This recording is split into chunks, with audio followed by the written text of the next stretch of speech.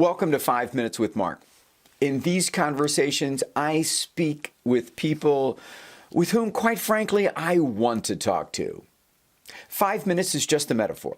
Some conversations might be shorter, some might be longer, but all will be interesting, powerful, and provocative. Here's what you can expect in this episode. If there were a motorcycle business Mount Rushmore, this person would be on it. He played a crucial leadership role at Harley-Davidson for over 35 years. He participated in important Harley-Davidson milestones like the buyback, the formation of the Harley Owners Group, and the record-breaking sales years up to and after the 100th anniversary. He spent the last 13 years as a sought-after consultant serving motorsports, aviation, and bicycle industries.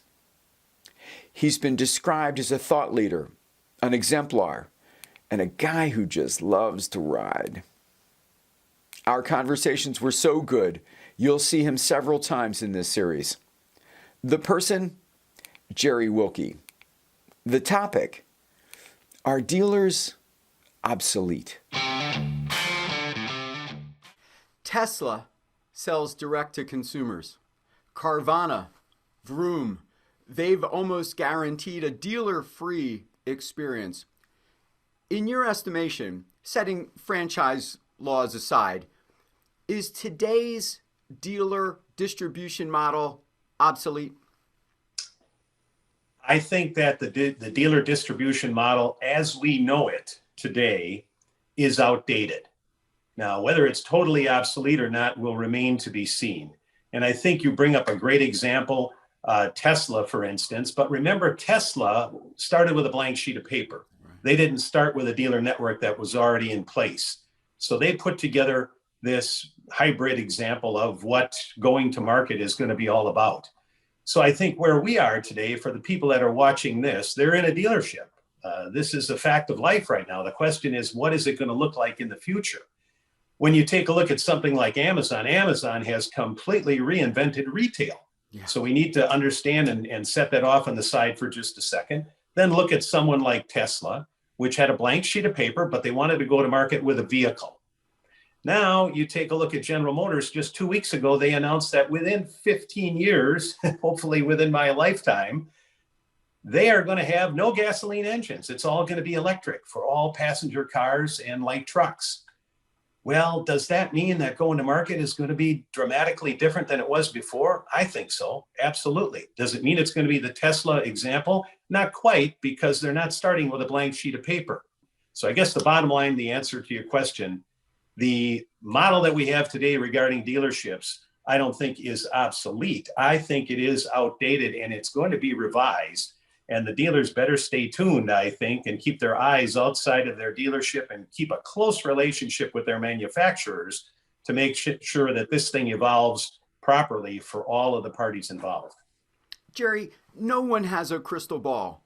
But if you did, when you peered into yours, what might the motorcycle dealership of the future look like?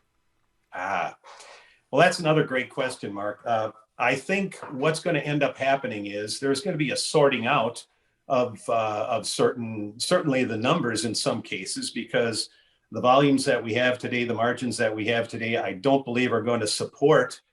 And it's not necessarily all the points, but it's certainly the amount of overhead, which I think is even more important than the number of points that we have out there.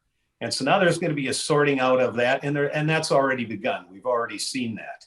I think the next thing is there's going to be a lot of taking advantage of technology today. Let's not say technology is a problem. Let's look at it as a tool and take a look at the Amazon example, for instance, and artificial intelligence that's going to be available to us that was never available before, so that we can take our limited resources, always limited, the limited amount of people that we have available and the amount of time that we want to pay them to do what, salespeople, marketing people, and make sure that their efforts are targeted in exactly the right places, that they're working with exactly the right prospect and exactly the right owner, so that that person comes back and buys again and again and again, and they give them a spectacular experience. but let's leverage that technology.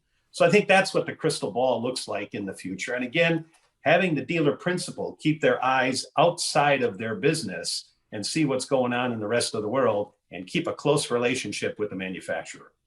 Excellent. Thank you. Jerry and I spent much more time together, and I'm excited for you to see that as well. But for now, this is a great point to break and summarize. Are dealers obsolete? No. In need of an update? Yes. As Jerry says, it's time to adapt, to grow, to take your retailing to the next level. We need to embrace technology and leverage it to encourage even more riders and even deeper relationships.